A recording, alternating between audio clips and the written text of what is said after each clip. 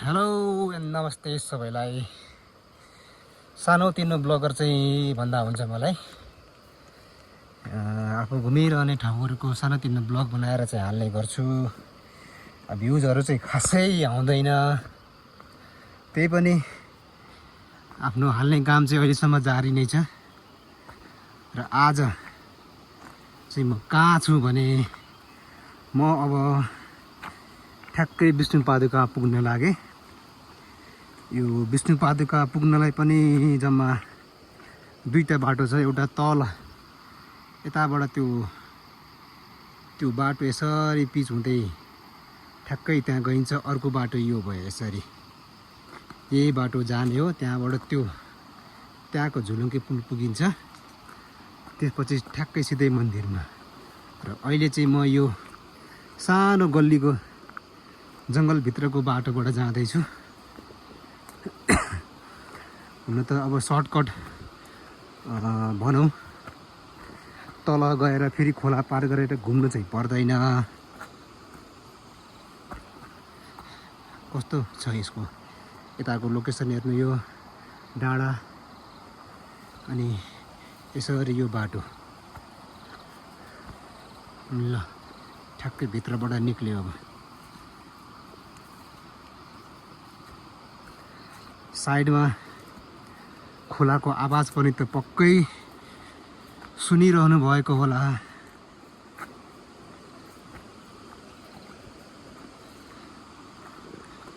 अब कुरा चाहिँ तपाईलाई के लाग्छ भने, सजिलो बाटो छोडेर यो बाटो चाहिँ किन आयो भन्नु लाग्छ भने, यताको लोकेसन हेर्नु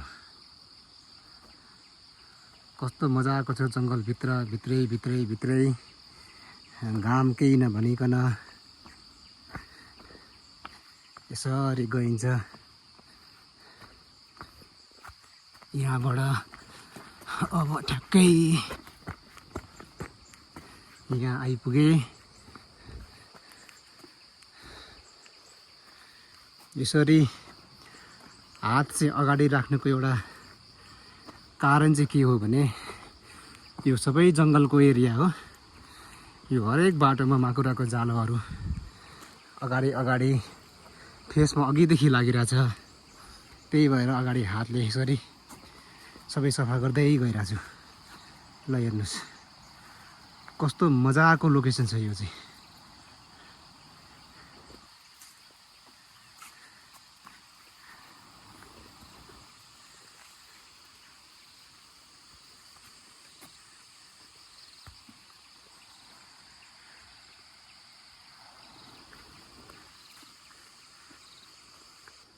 ल अब फेरि त्यही बाटोमा छु। त्यहाँबाट यसरी सायद यो हर्दी भन्नुहोस् कि अथवा बेसारको बोट जस्तो लाग्छ। हुन त तराईतिर त्यसलाई हर्दी नै भनिन्छ, पहाडतिर बेसार। अब कुरा त्यही हो, नाम त ठाउँ अनुसार फरक पर्ने मात्रै हो। अब यसरी यहाँबाट यो झुलुङ्गे पुल ठ्याक्कै कट्ने बित्तिकै यो साइडमा देख्नुभएको मन्दिर नै हो विष्णुपादुका मन्दिर।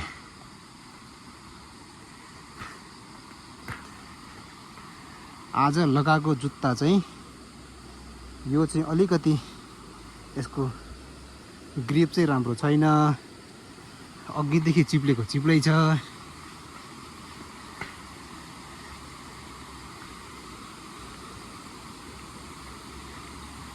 ल खोलाको आवाज मजाले सुन्नुहोस् र आनन्द लिनुहोस्।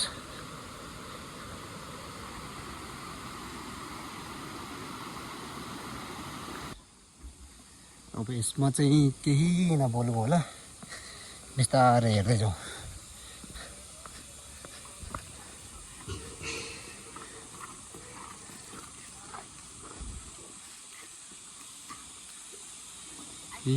हजुर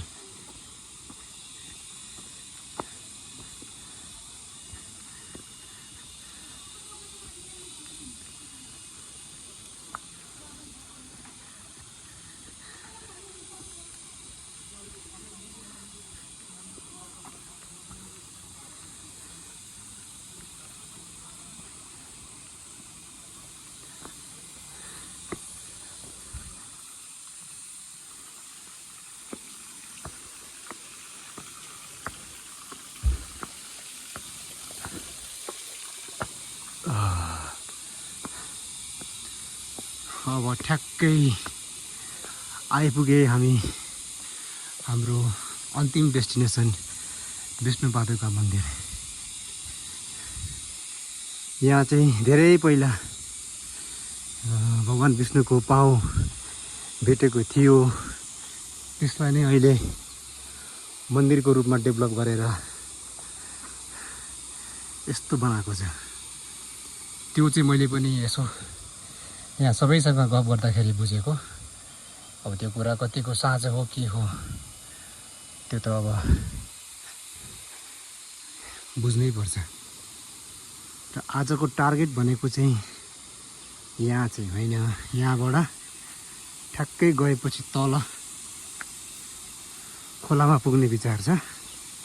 खोला जाउँ, हात मुख धौँ, मुड फ्रेस गरौँ, यसरी यही बाटो ठ्याक्कै।